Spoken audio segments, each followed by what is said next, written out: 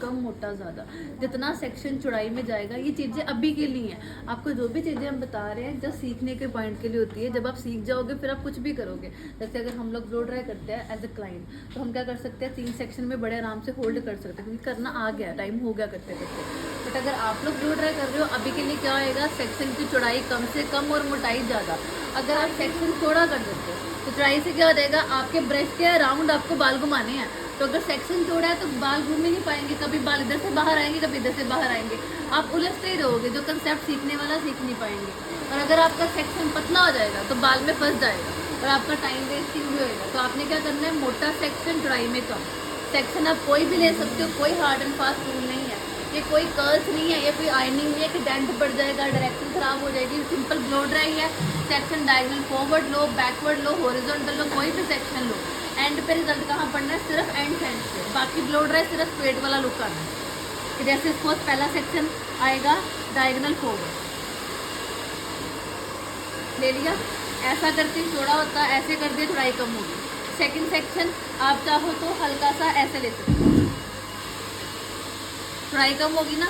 अगर मैं सीधा ऐसे आती तो सेक्शन चौड़ा होता, बट यहाँ देखो सेक्शन की चौड़ाई कम होगी। तीसरा आप मान लो फिर ऐसे ले रहे हो, देखो चौड़ाई ना अब इसकी। अगर मैं पहले इसको कंबाइन करके सीधा ऐसे लेके जाते फिर चौड़ा हो जाता।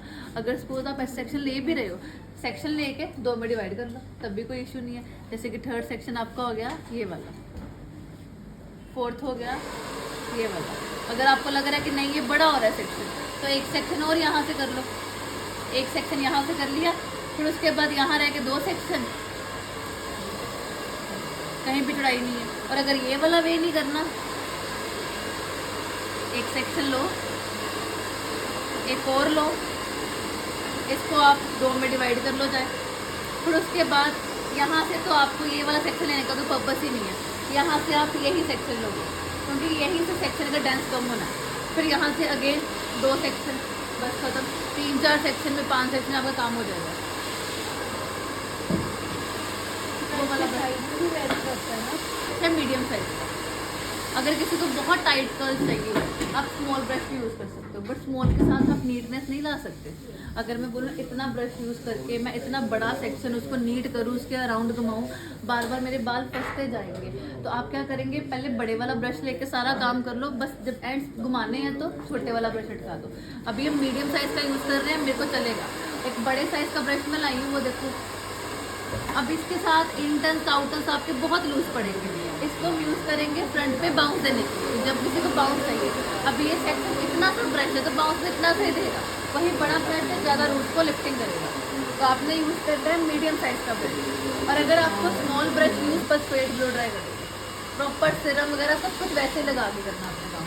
और जब आपको कटिंग करनी है ना, अगर अच्छा इन आउट चाहते हो तो एक वैसे ही डिवाइस है, कोई ये साइंटिफिक या लॉजिकल प्रोफेशनल रूट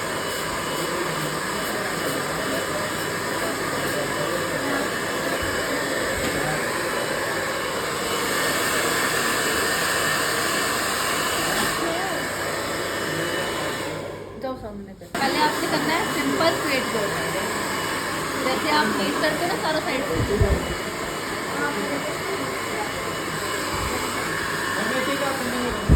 यार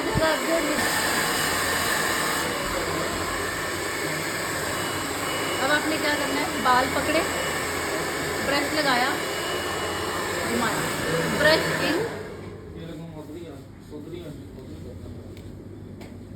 ब्रश इन, बालों का एंड भी नीचे की तरफ इन, और ड्रायर का मुंह भी आउट। में क्या हो जाता है, brush out, and out, dryer का मुंह भी आउट। बाल आउट करके आप ऐसे करोगे तो बाल तो नीचे गिर जाएंगे ना, तो वो आउट और इन में डिफरेंस है। तो ये ब्रश आएगा इन। अब यहाँ पे एक चीज़ ध्यान से गौर करो, मैं ये नहीं कर रही कि ब्रश लगाया और ड्रायर के साथ ही कोशिश कर रही हूँ घुमाने की, मैं दोनों हाथ का यूज़ कर रही हूँ। इसी चक्कर में हम ड्रायर कभी यहाँ लगा देते, कभी यहाँ लगा देते। हमने क्या करना है, बाल पकड़े, जस्ट बाल होल्ड किए हैं, ब्रश की हेल्प से मैंने घुमाया। अगर आपको ये घुमाना नहीं आ रहा, दिक्कत हो रही है, जगह चाहिए,